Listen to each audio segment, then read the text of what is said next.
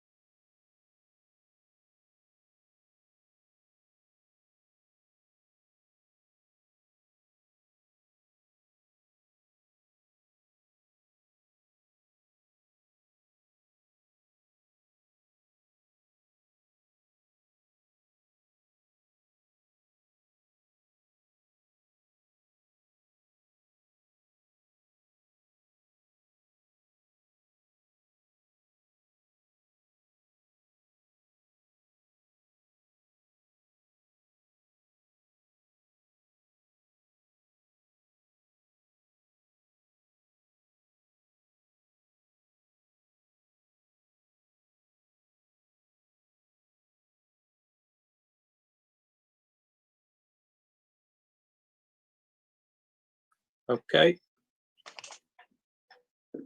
Right. Well, welcome to this meeting of the Standards Committee. This is a public meeting being streamed live to YouTube and via the council's website. The meeting is also being recorded for the purposes of the minutes. Being advised that the live stream is now up and running. If for any reason the public can no longer hear or see the meeting over the live stream, we will adjourn until the connection has been re-established. Could I ask at this point for a roll call of members, please? Yes, of course, Chair. So in the meeting room today for the committee, we have yourself, Councillor Armitage, as Chair, and then we also have Councillor Rough, Councillor Ancliffe, Councillor Liggett, Councillor Hancock, Councillor Welton and Councillor Kerry. We also have Patricia Coleman, who is our Parish Council representative on the committee. And for the officers, we have Sarah Sternberg, the Monitoring Officer, Kevin Shillitoe, the Deputy Monitoring Officer, Nicola Calver, the Governance Manager, Lisa Ingram, the Legal Team Manager, and Rachel Pope, the Customer Service Manager, and myself and Martin Derbyshire from the Governance Team. And just for the procedures for the meeting, Chair, if everyone where possible can keep their cameras on throughout and their microphones muted unless they wish to speak, and adhere to the meeting procedure rules. If you experience any technical problems during the meeting, then please let me know. We'll try and do our best to help you. And voting will be done by a show of hands, which the Chair will lead. Thank you. Thank you, Amy, for that. Can we go to item 1, and that's apologies for absence. Can the Governance Officer please advise if there have been any apologies for absence? Apologies have been received from Councillor Rouse, Chair. Right. Are there any other from the floor? Okay. Right. Item 2, declarations of interest. Do any members have an interest to declare? I see anyone indicating, Chair. I take that as no. Right. Item 3, minutes of the last meeting. Can we agree the minutes of the last meeting were a true and accurate record? I have a proposer and a seconder, please. I'm happy to move them, Chair. Do we have a seconder? I'm happy to second them. Right. Yes.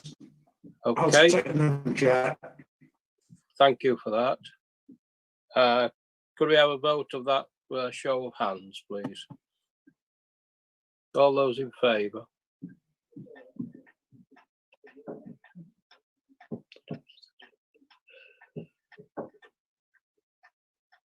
Chair, that's all in favour for the minutes. Thank you. Right. Item 4 is the Local Government and Social Care Ombudsman Annual Review Report, and Rachel Pope, Customer Service Manager, is going to present it. So over to you, Rachel. Thank you, Councillor Armitage. First of all, there is a slight delay on this report. You'd normally get this during June time, but obviously due to COVID this year, the Ombudsman closed for a while, and this is why it didn't come to us until July. They have put in their report as well that they didn't know whether to present it to us because obviously with the councils going through such a difficult year, but they felt it important that obviously we still look at our complaints, see if there's any learning from them, see if there's any complaints being upheld, any maladministration, being taken place. So they did still see fit to issue the report to the authority, which we welcomed, of course. Now, before anybody can go to the local government ombudsman, they do have to go through the council's complaints procedure first. So there is a formal stage and then an internal review stage, which is a bit like of an appeal. After that, if the company, resident, business is still dissatisfied with the outcome of their complaint, then they do have the right to go to the local government ombudsman. The ombudsman will then review their case. They will ask the authority for the documentation surrounding the complaint, and then they will take their independent view with regards to whether they feel the council has acted fairly and unjust with the overall complaint.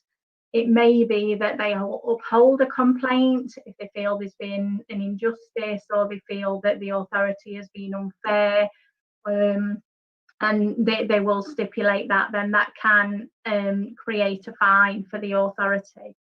So we have one of these annually, and as I say, residents can take their complaints to the LGO once they've been through the complaints policy of the councils.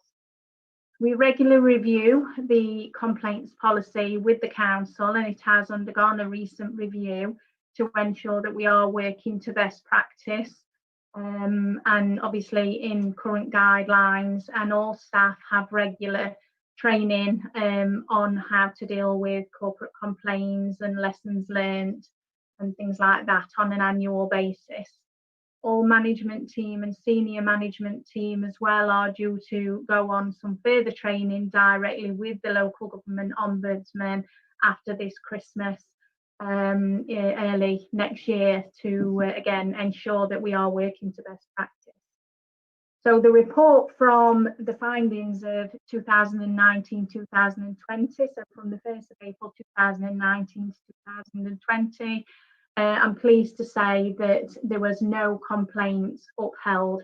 So they would feel that any inquiries that they have got on behalf of residences, that they do feel that they have been dealt with fairly, and there was either return back for local resolution, not upheld, and feel that the council has dealt with all inquiries they received, whether investigated or not, fairly. Thank you. Does anybody have any questions?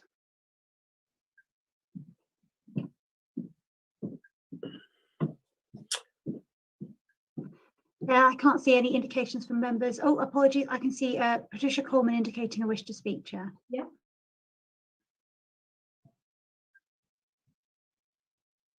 You're muted.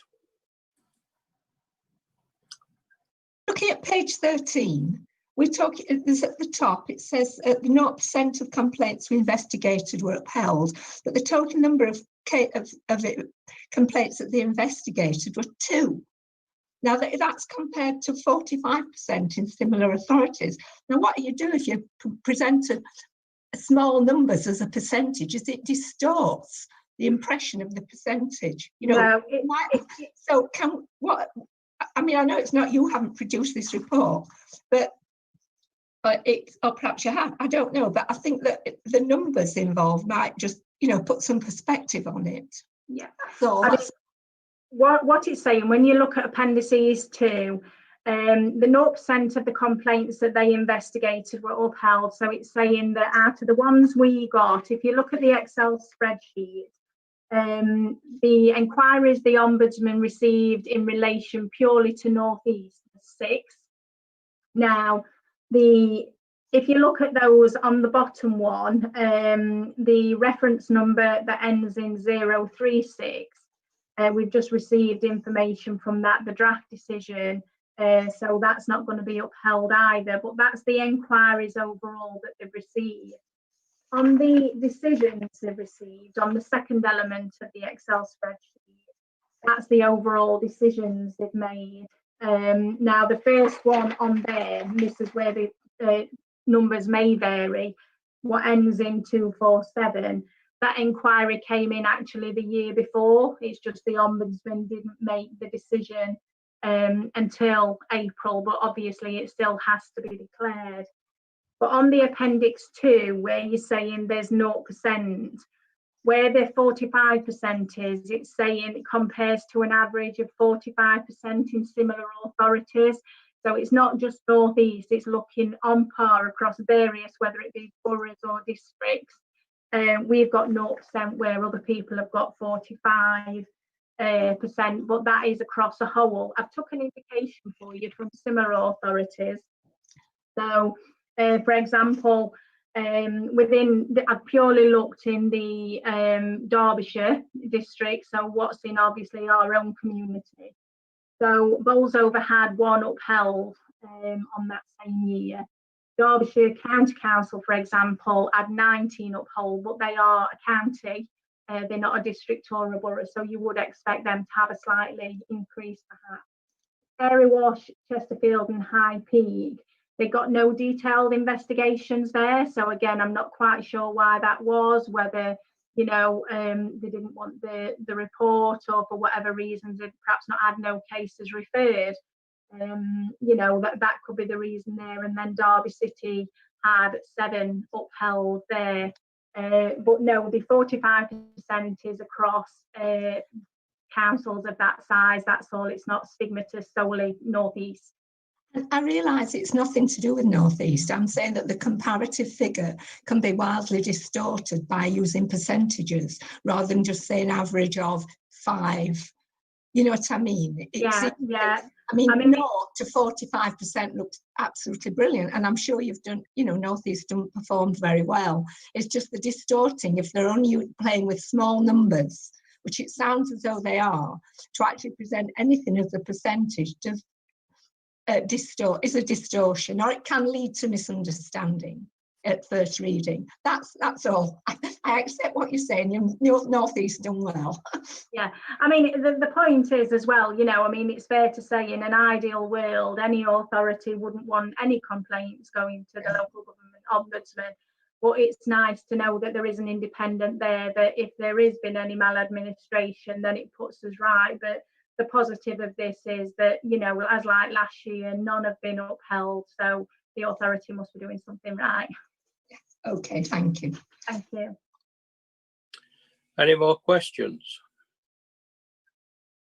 No? Okay, Okay. well, we'll move on then to item 5, the Committee for Standards in Public Life questionnaire. And I'll ask Sarah if she would present the report. Apologies to interrupt, Chair. You do have a recommendation on the report that's just taken, so there's a vote required for 6.1 on page 9 of the pack, that the Standards Committee received the annual review letter of the Local Government and Social Care Ombudsman and notes the outcomes in the report. Right, I understood it was to be noted. Never mind. Could we have a proposer and a seconder then for the report? I'm happy to move, Chair. Happy to Seconder. second. Okay. Could we have a show of hands, please?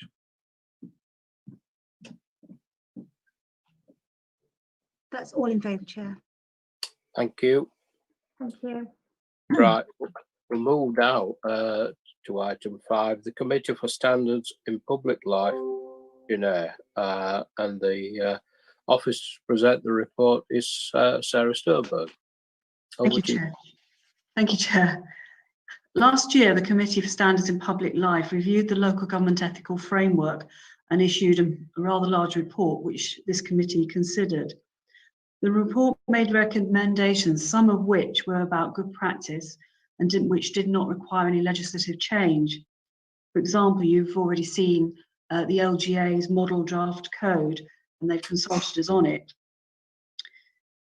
The Committee for Standards in Public Life, it is a bit of a mouthful, has now followed this up with a questionnaire asking for progress on introducing this good practice.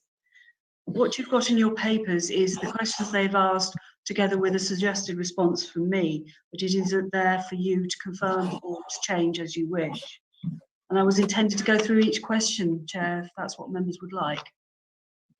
Yep. Would members like that or not? You've all seen it, or you should have done. It's a good idea. I'd be happy for Sarah to go through, Chair, if that's if everyone's agreeable. Okay then, over to you, Sarah. Thanks, Chair. The first question is about having prohibitions on bullying and harassment in the codes of conduct. And I've set out there that, in fact, although the district council doesn't specifically include bullying and harassment, there are other provisions that we could use to handle any such allegation. We're relying on the model code, bringing that back to you and making some adjustments from that to re-include specific reference to bullying. However, I've also made the point there in relation to parish councils, where, to be honest, bullying is more of an issue than it is at district level, or allegations are more of an issue than they are at district level. That parish councils have a wide variety of different kinds of codes of conduct. Some are as brief as just quoting the Nolan principles, and that is their code of conduct. So that standardisation coming from a model code would greatly enable us to make sure that the parish councils too have harassment and bullying in their codes of conduct. Okay. Okay. Any questions? Okay, well, we'll move on now to item 6. Apologies, Chair. I think Councillor Liggett was indicating her wish to speak. Yeah, all I wanted to say was I think that is extremely important, Sarah, that it does go in the code of conduct of parish councillors. The anti-bullying, very important. Yeah, thank you. Yeah, Chair, I agree, absolutely. And as soon as we got something we can send to the parish council saying this is the model code, it includes all these things and you should be following it, the better. But we have to wait for the LGA for that. Right. If I might, Chair, there's about 12 questions I was going to go through, some of them not in any detail at all. But if I could just go on. Yeah. Yeah. The second one is about requiring councillors to comply with any formal standards investigation and prohibiting trivial or malicious allegations by councillors. We have currently nothing about the second part in the code of conduct. The first part is very interesting. It's not an issue we've had in this authority because investigations have been very few and far between, and we haven't hit any problems of cooperation. But it's on a recent webinar, some external lawyers were talking about having had that problem when acting for a council dealing with a complaint. It does enable the council to say that it's its second breach of the code of conduct because they breached it whatever they did the first time, and the second time they breached it by not cooperating. So I think it's a good idea, but again, I'm saying we'd look to the LGA model codes to include that. The third question is reviewing the code of conduct each year and regularly seeking where possible the views of the public, community organisations and neighbouring authorities. We certainly regularly review the code. We've never sought the views of any external bodies or the public. It's an interesting one because this is about yourselves complying with the ethical framework. And I'm not quite sure how the public particularly would be interested in that. Having a lot of years ago done a series of questions for the citizens panel, I got a very poor response. People weren't interested apart from those who said everybody's corrupt. So it's an interesting one and one for us to discuss in the future, I think.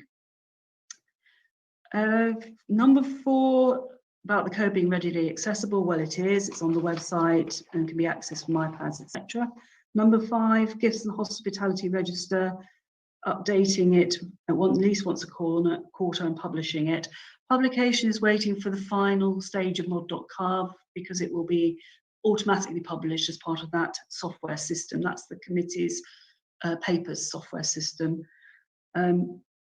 Updating it goes on is an ongoing thing. People add to the gifts and hospitality register as they make applications.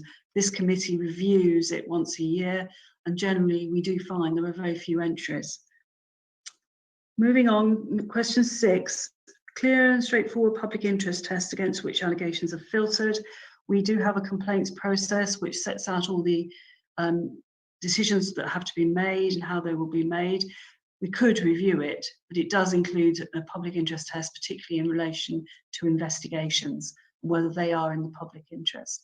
You tend to find that every complainant wants to have their complaint fully investigated, but majority of the time that is not merited in the public interest. It's not in the public interest to do so.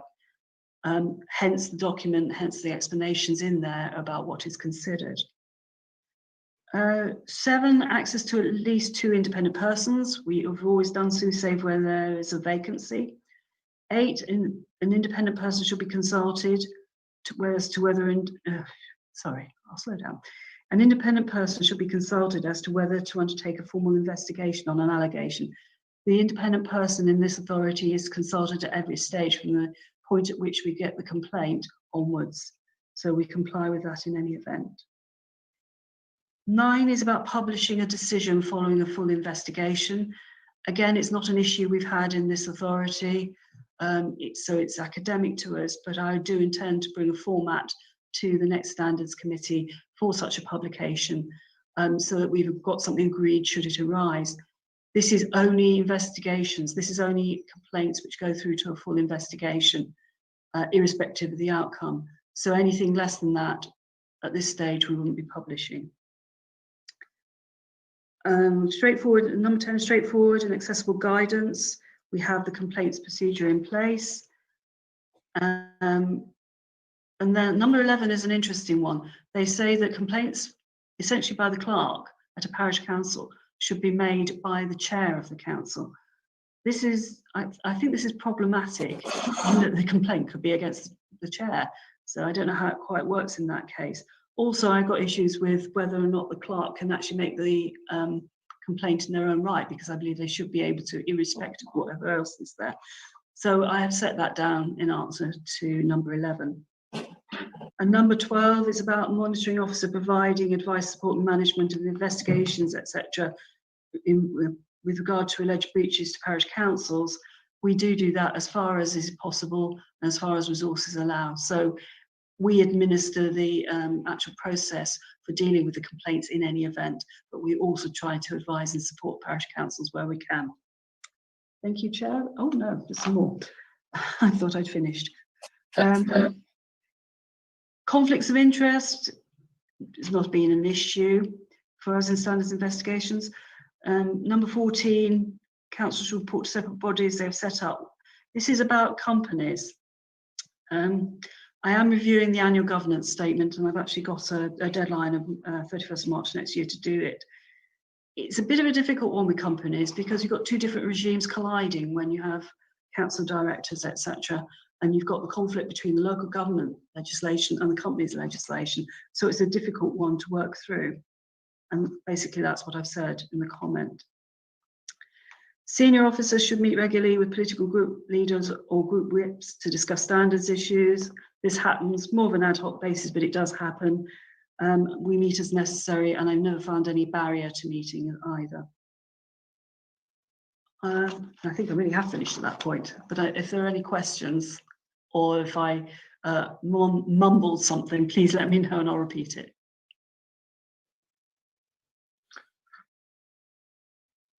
Councillor Hancock. Councillor Hancock and Councillor Welton are indicating, Chair. Thank you, Sarah. It's just a query because I do know it happens. Why are we making no comment in regard to prohibiting trivial or malicious allegations by councillors? You can add a comment. I do think every time you look at these things, as you know, you think of extra things. I do think you're right. I do think we should be adding in something about trivial, malicious. Because ultimately there's a cost to it in time, if nothing else, isn't there, when people are absolutely. I can certainly, irrespective of what, I will add something to the questionnaire on that, but I will also think about it in terms of bringing something to you as a committee to look at, because you will need some criteria for that to act to. And on the other point, I've forgotten which one it was now, the one about the clerk, was it question 12? Question 11. Yeah, fully agree. I think the clerk needs to have the ability to go direct in their own right. We can't bypass them at all. So yeah, but apart from that one issue, spot on. I think it's a brilliant piece of work. Thank you.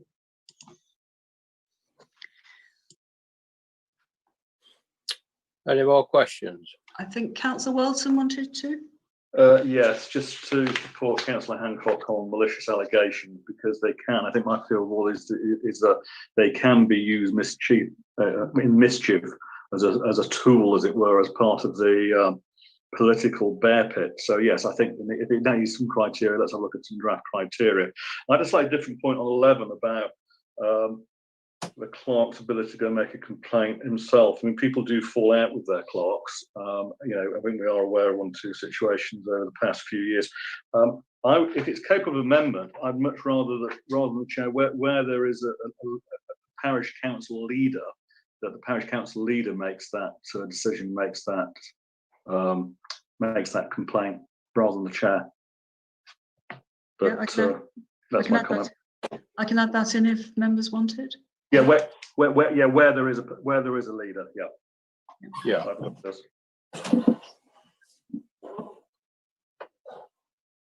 Yep. Okay. Okay. Any more questions? Do we need to take a vote on this, Chair? Sarah? Probably a good idea because I'm going to be submitting it to the Committee for Standards and Public Life. Okay, so all those in favour today, a show of hands.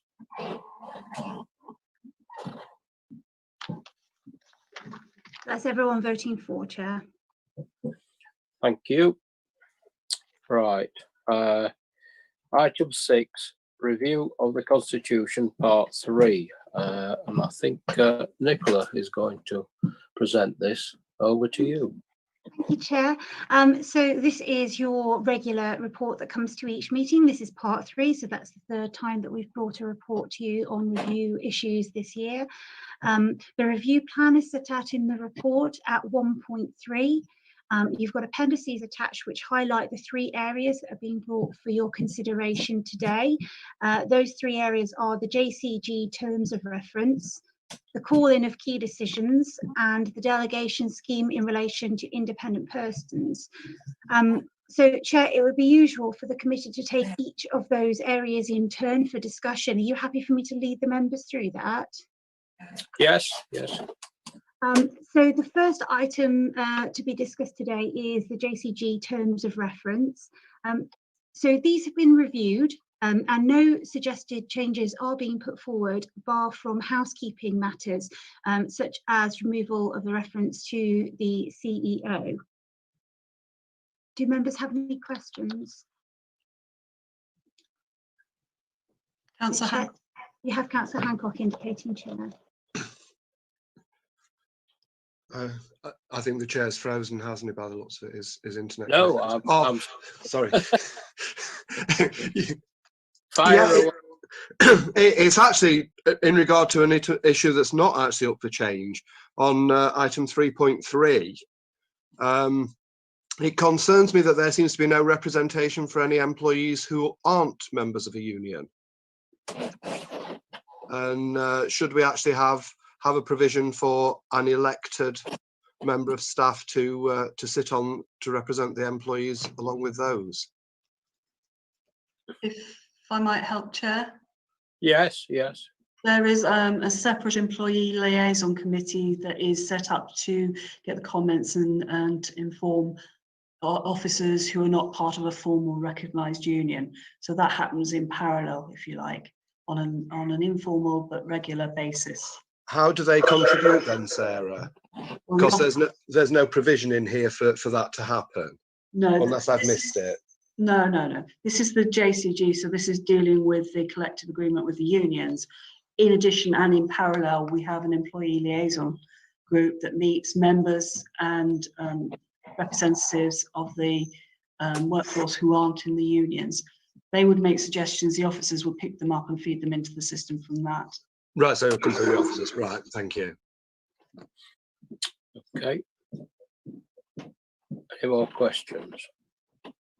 There are no indications from members for questions on that item. The next item for discussion today is the calling in of key decisions. So this is attached as Appendix 3 within your pack. There is an intention to do a planned review of delegated decisions and the procedures that we take during January and February. So this has been brought to you today for you to have a look at, to understand what's existing in place and to offer any comments that can be taken into consideration as part of that review prior to it being brought back to a future meeting. Right. Any comments? No. There are no members indicating, Chair. Okay. We'll- And sorry, the final element of that report is the delegation scheme. So that is the specific item that was taken to council. Bear with me a moment, I will read it out to you. If I can find it on my screen, which has disappeared off. So this is the item that was considered at November Council for the change with the monitoring officers delegations in regard to employing independent persons. Right. Do you want to comment on this, David? I believe you did at the meeting. I did, but Sarah actually answered my question, so I was happy after that. Oh, right. As long as you're happy. Okay, right. Okay. Shall we go to item 7 then?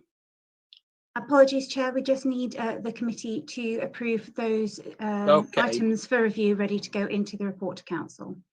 Yeah, could we have a proposer and a seconder, please? We've got Councillor Heather Liggett and Councillor David Hancock. Okay, we'll take a vote then. All those in favour, please show. All members are voting in favour, Chair. Thank you. Right. Item 7 then, complaints update. Sarah, could you give the verbal report, please? I will do, Chair, yes. During the course of the corporate year, so that's from January the 1st, we've received 14 complaints, 8 of which related to parish councils and 6 of which related to district councillors. 8 have been closed with no further action, and we have 6 ongoing, but they are very near to completion as well. Yes. Thank you. Okay, well, item 8 then is the work programme. Could Amy give us a rundown on it, please? Yes, Chair. Your work programme for the remainder of the municipal year is set out on page 33 in your packs. So you've got 2 meetings left for this year. So the items due to come to you are set out there. So it's just please let me know if you want to make any changes or amend anything. Is there anything that anybody would like to add or amend? Councillor Hancock's indicating. Yeah, what's happened to the video thing that was being reviewed about the editing of the videos? That was supposed to be coming on here, wasn't it? Yes, if I might, Chair, absolutely. This is to come to your next meeting. Yes, it should be added to it. It's a protocol. Okay. If you could make a note of it, please. Yeah, we'll get that added. Anything else that's pressing? Let's put it like that.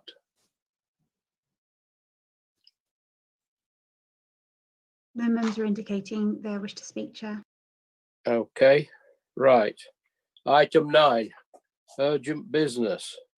I've no urgent items myself. Has anybody else any urgent items to discuss? Nothing from members, Chair. Right. The date of the next scheduled meeting is Wednesday, the 24th of February. So we'll be into a new year. And on that note, I would like to thank you all for your attendance and thank the officers for their work that they've done, and to wish you all a Merry Christmas and have a good one. And we'll see you all hopefully in the new year. Okay, I declare the meeting